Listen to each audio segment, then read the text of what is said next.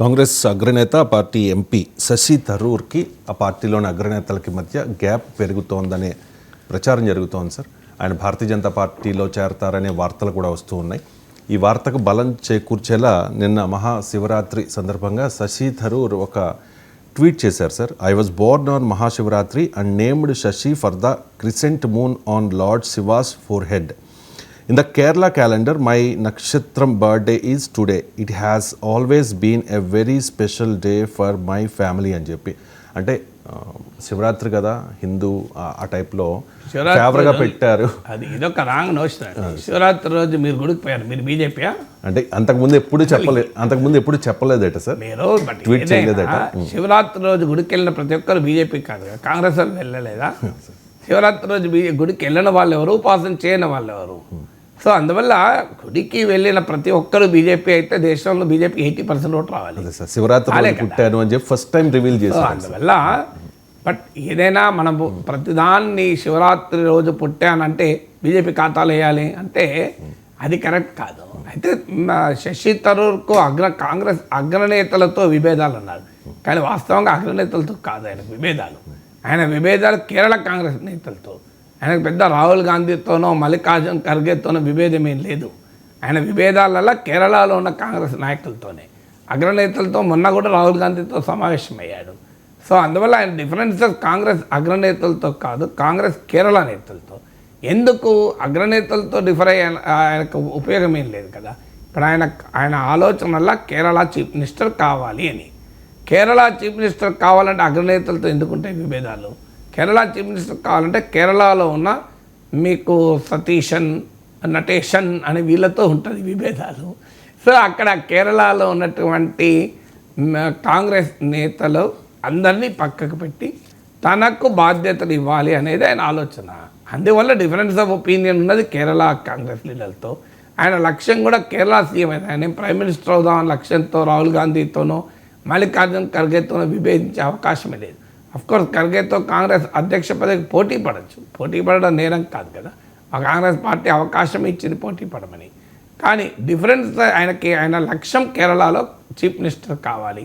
మన చిన్నప్పుడు పల్లెటూరులో దొరికిన పాలు ఇప్పుడు సిటీలో దొరకటం లేదు. మా ఇంట్లో దీని గురించి మాట్లాడుకుంటున్నప్పుడు కంట్రీ డిలైట్ గురించి తెలిసి ఉన్నత ప్రమాణాలు ఉన్న ల్యాబ్స్ లో టెస్ట్ చేయించి రోజు రిపోర్ట్స్ ని యాప్ లో అప్డేట్ చేస్తారు. వాళ్ళ విధానాలు చూసి సంతృప్తి చెంది ఇలా రికమెండ్ చేస్తున్నాను. ఇప్పుడే కంట్రీ డిలైట్ యాప్ ని డౌన్లోడ్ చేసుకోండి. Download the country delight app now. అందువల్ల కాడ ఎల్డీఎఫ్ ప్రభుత్వం ఉంది, 2 టర్మ్స్ అధికారంలో ఉంది. సహజంగా కేరళ సాంప్రదాయం ఒక కూటమికి ఒకసారి అధికారం ఇస్తే నెక్స్ట్ ఎలక్షన్లో ఇంకో కూటమికి అధికారాన్ని ఇచ్చే సాంప్రదాయం కేరళలో ఉంది. ఈ సాంప్రదాయం ప్రకారము లాస్ట్ టైమే యూడీఎఫ్ గెలుస్తుంది అనుకున్నారు, కానీ పినరాయి విజయన్ పర్ఫార్మెన్స్, ఎల్డీఎఫ్ ప్రభుత్వ పర్ఫార్మెన్స్ వల్ల సెకండ్ టైం కూడా గెలిచారు. సో ఇప్పుడు ఆశ ఏంటంటే కాంగ్రెస్ పార్టీకి ఈసారి యూడీఎఫ్ గెలుస్తుంది అని ఆశలో ఉన్నారు.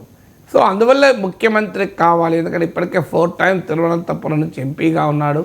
అందుకే ఇటీవల నా శశి థరూర్ ఇంకో స్టేట్మెంట్ ఇచ్చాడు. ఒక ఒపీనియన్ పోల్ను కోట్ చేస్తూ కేరళ కాంగ్రెస్లో మోస్ట్ పాపులర్ లీడర్ తానే అని ఒపీనియన్ పోల్ చెప్తున్నాయని కూడా చెప్పాడు.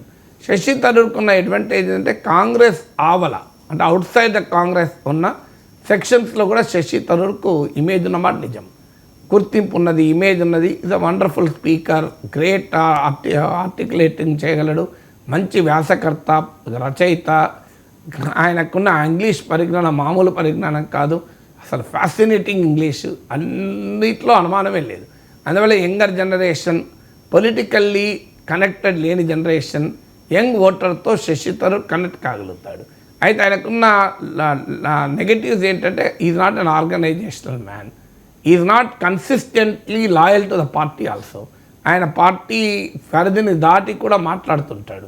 నాకు పార్టీ ఇంట్రెస్ట్లో నేను మాట్లాడలేను, కొన్ని నేషనల్ ఇంట్రెస్ట్లో, కేరళ ఇంట్రెస్ట్లో మాట్లాడతానంటే ఈ మధ్య మోడీని పొగిడాడు, పినరాయి విజయన్ను కూడా పొగిడాడు. సో ఇది కాంగ్రెస్లో ఒక రాజకీయాల్లో ఇది సాధ్యం కాదు. ఇప్పుడు రేవంత్ రెడ్డి కేసీఆర్ను పొగిడితే, మోడీని పొగిడితే కాంగ్రెస్లో ముఖ్యమంత్రిగా ఉండగలడా? అందువల్ల కాంగ్రెస్లో ముఖ్యమంత్రిగా ఉండాలంటే ఫస్ట్ క్రైటీరియా మోడీని పొగడకూడదు, పినరాయి ప్రత్యర్థి అయిన విజయన్ను పొగడకూడదు. కానీ శశి థరూర్ ఏం చేయకూడదు అదే చేస్తున్నాడు.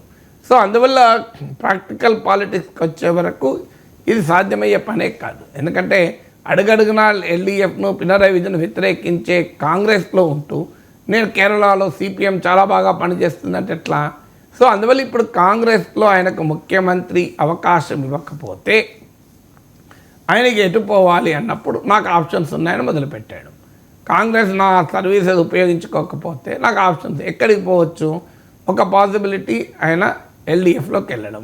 ఎల్డీఎఫ్లోకి వెళ్ళాలి అంటే సిపిఎంలో వెళ్ళి లీడర్ కాలేడు. సిపిఎంలో చేరడము ఇతర పార్టీ లాగా ఉండదు. సిపిఎంలో డైరెక్ట్గా ఎవరొచ్చినా మీరు వెళ్ళి నాకు సిపిఎం మెంబర్ కావాలని ఆర్టీసీ క్రాస్ దగ్గర ఉన్న ఎంబీ భవన్కి వెళ్తే ఇయ్యరు. సో మొదలు మీరు ఏదో ఒక ప్రజా సంఘంలో పనిచేయండి, ఆడ పనిచేసిన తర్వాత మీకు క్యాండిడేట్ మెంబర్షిప్ ఇస్తాం 6 నెలలకు చూసి, తర్వాత పార్టీ మెంబర్షిప్ ఇస్తామంటారు. అందువల్ల సిపిఎం మెంబర్షిప్ అనేది మిగతా పార్టీ లాగా ఉండదు. అందువల్ల శశి థరూర్ సిపిఎంలో వెళ్ళి ఇప్పటికిప్పుడు సిపిఎం తరఫున ముఖ్యమంత్రి అయ్యే అవకాశమే లేదు. ఏమైనా అయితే ఆయన సొంత దుకాణం సొంత పార్టీ పెట్టుకొని ఎల్డీఎఫ్లో భాగం కావచ్చు. అలా భాగమైనా కూడా ముఖ్యమంత్రి కాలేడు. ఎందుకంటే ఎల్డీఎఫ్ కాన్స్టిట్యూంట్ పార్టీస్లో సిపిఎం అతిపెద్ద పార్టీ. అందువల్ల ఎల్డీఎఫ్లో ఆయన చేరిన సొంత పార్టీ పెట్టుకొని ముఖ్యమంత్రి అయ్యే అవకాశం లేదు. అందువల్ల రిమోట్ పాసిబిలిటీ ఆయన సొంత పార్టీ పెట్టినా ఎల్డీఎఫ్లో చేరి ఎల్డీఎఫ్ తరఫున ముఖ్యమంత్రి క్యాండిడేట్ అయ్యే అవకాశమే లేదు. ఎందుకంటే సిపిఎంకు ఉన్న ఏకైక రాష్ట్రం కేరళ. అక్కడ ఇంకోరికి ముఖ్యమంత్రి పదవి ఎందుకు ఇస్తే సిపిఎం? సో అక్కడ రూల్. ఇక రెండవ పాసిబిలిటీ ఏంటి? బీజేపీలో చేరడం. ఎందుకంటే ఆయన ఈ మధ్య మోడీని పొగిడాడు, పీయూష్ గోయల్తో కూడా కనబడ్డాడు, కేంద్ర మంత్రితో ఆయన బీజేపీతో చేరటానికి ఒక అవకాశం. అందువల్ల మహాశివరాత్రి రోజు పుట్టాను, నా పేరు శశి, నాకు నక్షత్రం ఇది అనే గోత్రము నక్షత్రము చెప్తున్నాడంటే ఆయన ఎలిజిబుల్ బ్యాచులర్ అని చెప్పడం. సో అందువల్ల ఆయన ఎలిజిబుల్ పాలిటిక్స్లో ఆయన ఎలిజిబుల్ పర్సన్, ఇంకా మీకు కావాల్సిన కులము గోత్రము నక్షత్రం నాకు ఉంది అని హిందుత్వవాదులకు ఒక ఇండికేషన్ ఇచ్చినట్టుగా ఇంటర్ప్రిటేషన్. అది ఆయన అలాగే ఇచ్చాడా లేదా తెలియదు కానీ. సో బీజేపీలో చేరితే బీజేపీ మాత్రం డెఫినెట్గా ఆయనకు అవకాశం ఇస్తుంది. ఎందుకంటే బీజేపీకి కేరళలో ప్రామినెంట్ ఒక ఇన్ఫ్లుయెన్షియల్ లీడర్ లేడు. సో అందువల్ల శశి థరూర్ వస్తే బీజేపీ చాలా సంతోషంగా స్వీకరిస్తుంది, అందలం కూడా ఎక్కించుకుంటుంది. ఎందుకంటే ఇప్పుడు ఇటీవల ఒక్క ఎంపీ గెలిచారు త్రిశూర్ నుంచి అనుకుంటాను, సురేష్ గోపి. సబ్జెక్టు కరెక్షన్, నా బెస్ట్ ఆఫ్ మెమరీ త్రిశూర్ అనుకుంటాను. సో సురేష్ గోపి ప్రముఖ మలయాళీ నటుడు గెలిచాడు, ఆయన కేంద్ర మంత్రి కూడా అయ్యాడు. కేరళలో బీజేపీ ఓటింగ్ పెరుగుతుంది తప్ప ఎన్నడూ అధికారంలోకి వచ్చే సీన్ కేరళలో లేదు. ఆ ప్రయత్నం చాలా ఏళ్ళుగా వాజ్పేయి టైం నుంచి బీజేపీ చేస్తుంది, కానీ కేరళలో అంతుచిక్కడం లేదు. కేరళ వాస్తవంగా బీజేపీ రాజకీయాలకు హిందుత్వ పాలిటిక్స్కు బ్రహ్మాండమైన ఫెర్టైల్ గ్రౌండ్గా ఉండాలి. ఎందుకంటే మైనారిటీ పాపులేషన్ గణనీయంగా ఉంటుంది. మీకు దేశంలో ఎక్కడ 2 ప్రధాన మైనారిటీలు ముస్లిమ్స్ అండ్ క్రిస్టియన్స్ గణనీయంగా ఉండేటువంటి స్టేట్ ఏది లేదు, కేరళ తప్ప. కానీ కేరళలో ఉన్న లెఫ్ట్ ట్రెడిషన్ వల్ల, వామపక్ష ప్రభావం వల్ల అక్కడ కమ్యూనల్ పాలిటిక్స్కు స్కోప్ లేదు. వాస్తవంగా ఇక్కడ బ్రహ్మాండమైన అవకాశం ఉండాలి. ఎందుకంటే మైనారిటీలు ఉండడమే కాదు, మైనారిటీలు రిలీజియస్ పాలిటిక్స్లో సంఘటితమై కూడా ఉన్నారు. అంటే ఇప్పుడు ముస్లింలు ఇండియన్ యూనియన్ ముస్లిం లీగ్గా, అలాగే మీకు క్రిస్టియన్స్ కేరళ కాంగ్రెస్ వివిధ గ్రూపులుగా, Christians and Muslims are politically organise. అందులో జాగ్రఫికల్లీ కూడా కన్సాలిడేటెడ్. మలపురం వెళ్తే మీరు అక్కడ మొత్తం మీకు ముస్లింలు తప్ప ఇంకెవరు కనబడరు. సో అందువల్ల ఈ డెమోగ్రఫీ జాగ్రఫీ క్లియర్గా సోషల్ క్యారెక్టర్ అన్నీ కూడా కేరళలో బీజేపీకి అనుకూలంగా ఉండాలి. ఎందుకంటే మనకు ఇప్పుడు ఓల్డ్ సిటీలో ఎంఐఎం ఆర్గనైజ్ అయింది కనుక హైదరాబాద్ నగరంలో మొదటి నుంచి కూడా బీజేపీ బలంగా ఉంటుంది. ఎక్కడైతే మైనారిటీలు పొలిటికల్గా జాగ్రఫికల్గా కాంగ్రిగేట్ అయి కన్సాలిడేట్ అయి ఉంటారో అక్కడక్కడ బీజేపీకి బ్రహ్మాండమైన అవకాశం ఉంటుంది. అయినా కూడా కేరళలో ఎంటర్ కాలేకపోతున్నారు. దానికి కారణం ఏంటంటే కేరళలో ఉన్న లెఫ్ట్ పొలిటికల్ ట్రెడిషన్. సో అందువల్ల ఈ లెఫ్ట్ పొలిటికల్ అంటే సెక్యులర్ ప్రోగ్రెసివ్ పాలిటిక్స్లో ఎలా ఛేదించి రావాలి అనే ప్రయత్నంలో భాగంగా శ్రీ నారాయణ గురు కేరళలో చాలా గొప్ప రిఫార్మర్. కర్ణాటకలో బసవేశ్వరం లాగా, మీరు తమిళనాడులో పెరియార్ లాగా. అందువల్ల శ్రీ నారాయణ గురును ఓన్ చేసుకునే ప్రయత్నం చేశారు. శ్రీ నారాయణ గురు శ్రీ నారాయణ ధర్మ పరిపాలన యోగం అని ఎస్ఎన్డిపితో పొత్తు కూడా పెట్టుకున్నారు నటేషన్ని. ఇటీవల ఆ ఎస్ఎన్డిపి నాయకుడు కూడా పినరయి విజయన్ మెచ్చుకుంటూ లెఫ్ట్ ఫ్రంట్ మెచ్చుకుంటూ మాట్లాడాడు. అందువల్ల ఆ ఎన్డీఏలో ఉన్న ఎస్ఎన్డిపి కూడా స్లిప్ అవుతుందా అని అనుమానం కూడా కలుగుతుంది.